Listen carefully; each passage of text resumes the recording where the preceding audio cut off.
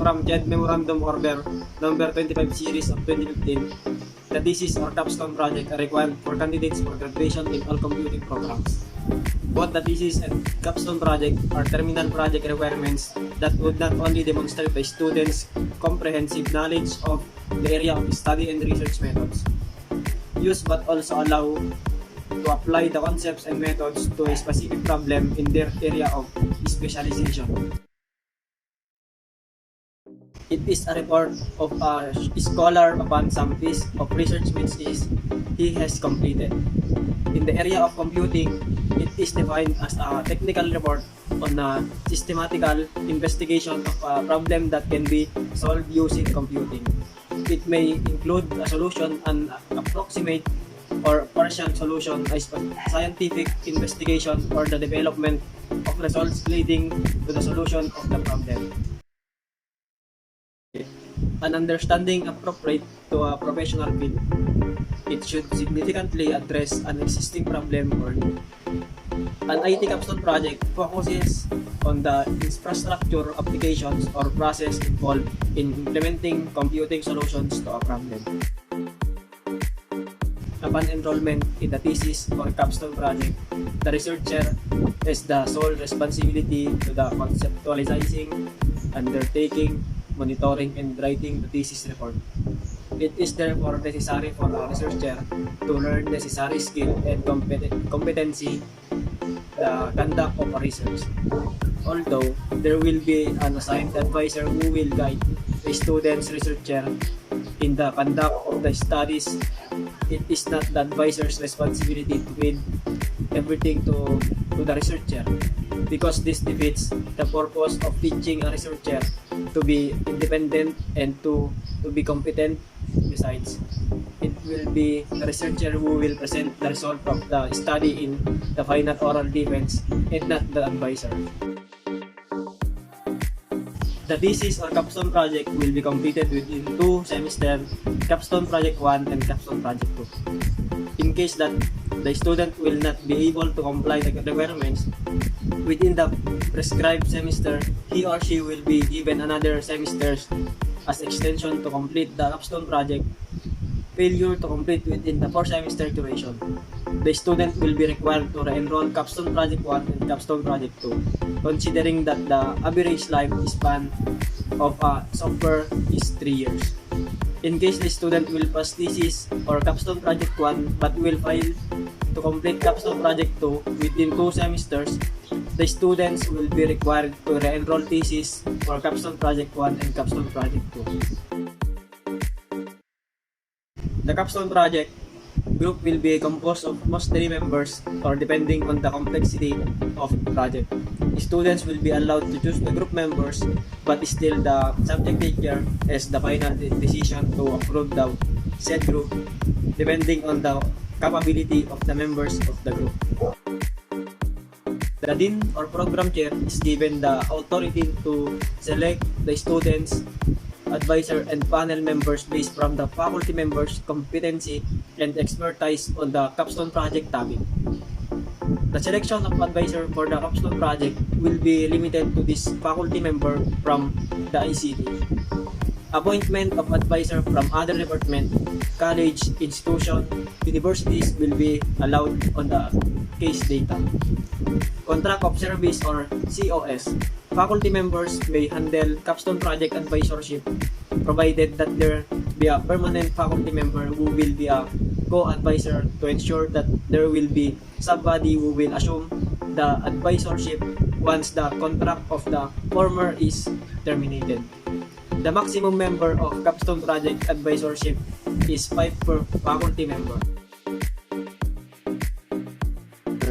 Ensure that the study proposed by the student conforms to the standard of college and has immediate or potential impact on the research thus the university. Guides the research or capstone project student in the following tasks while in the proposal stage. Defining research problems or objectives in their specific terms. Building a working bibliography for the research.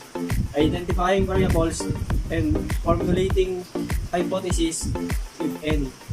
And last, determining research design, population to be studied, research environment instruments to be used, and the data collection procedures. Clarifies points during the proposal hearing and oral defense. And next, ensure that all required revisions are incorporated into appropriate documents and or software. And third, keeps informed of the schedule of research or Capstone Project activities, required deliverables and deadlines.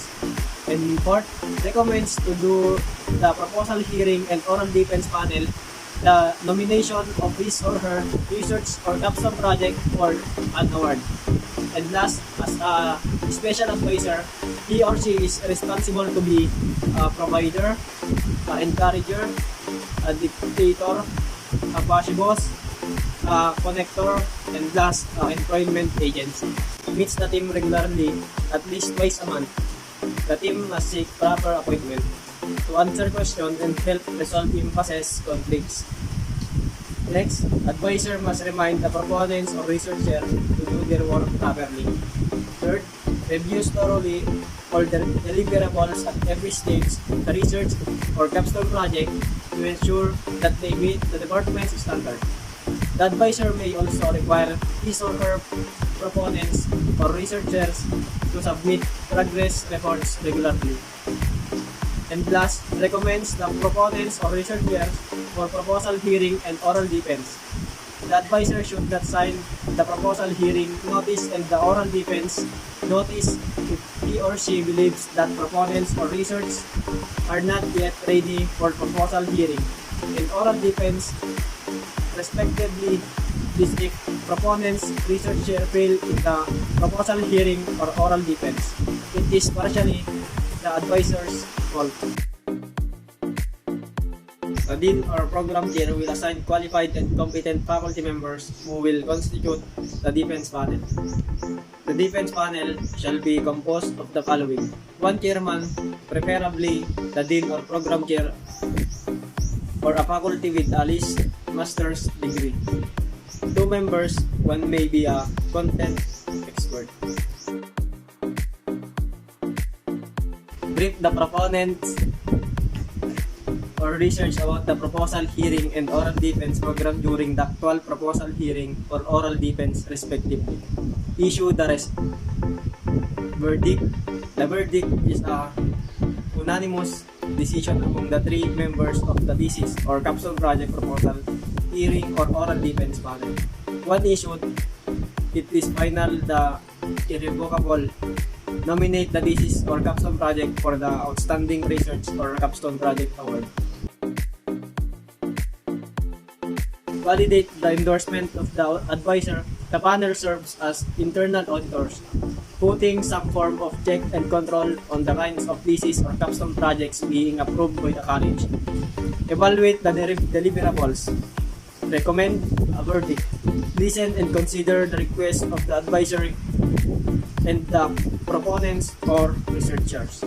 Nominate a thesis or Capstone project for the Outstanding Research or Capstone Project Award. The subject teacher is by default the advisor of all groups assigned to him or her. First, announce research or Capstone project areas at the start of each semester. To the students, conduct general meetings with the students to discuss the Capstone project guidelines, policies, and deliverables, and to allow the student to raise and clarify issues. Select proposal hearing and oral defense panel for each team. Schedule research or Capstone project activities such as the deadline of deliverables and proposal hearing and oral defense sessions. First, post schedules, proposal hearing and oral defense guidelines, requirements guidelines, and other announcements. Furnish every member of the proposal hearing and oral defense panel with all the necessary Capstone project documents before the proposal hearing and oral defense. Third, file at least one copy of the proposal hearing and oral defense panels, evaluation or including revision, and the required and approved deliverables at every stage of research or capstone project. Submit collated grades of students under his or her section for that term. As recommended by the Philippine Society of IT Education or PSITE, Research Committee public presentation is required. It should be a school-based presentation open for public viewing. Next, thesis or capstone project turnover. Project turnover is limited to the software developed, not including the equipment used during implementation as stated in the MOU. In the event that the student is willing to donate the equipment, it must be started in the MOU. The final grades of each proponent will be comprises of the following. Average grade of the panel members, we have 30%. Subjective chair, we have 30%. Advisor of the capstone project or group, 30%. And peer grading, 10%. The total is 100%. There will be 4 possible verdicts after the proposal defense. The verdict is a unanimous decision among the 3 members of the panel committee. Once issued, it is final and irrevocable. Approved and minor revisions are necessary, but they do not have to be presented in front of the check by all panelists for 86 to 100. Approved with revisions. Major revisions shall be incorporated in the final copy of the revised project proposal summary. There must be checked by the panelists 70 to 85. Disapproved, the proponents or researchers fail to propose a researchable or scholarly capstone project below 70. Capstone project output or group grade using system prototype rubric. We have 70%. Oral examination or individual grade, same rubric with proposal. We have 30%. The total is 100%. Capstone project output or group grade 70%. The output should be consistent with the objective during the proposal stage. We have 25%. All major module and features of the system's output as defined after the proposal stage are delivered. The credit shall be based on the percentage of delivered items. So we have 20%, and the group debugging. The group shall display competence in resolving content bugs. We have 25%. Accepted with revision. Revisions are necessary, but they do not have to be presented in front of the check by all panelists. So 71 to 100. Pre-oral defense. Another oral defense sessions in which all 70 to 85. Not accepted. The proponents or researcher failed to propose a researchable or scholarly capstone project below 70. The college adopts the university research development, intellectual property policy and guidelines, treasuring the substantial creativity, innovativeness, and intellectual contribution of the faculty. Research and support staff, as well as students in the creation of intellectual property, the university adopts the policy guidelines of Intellectual Property Office of the Philippines.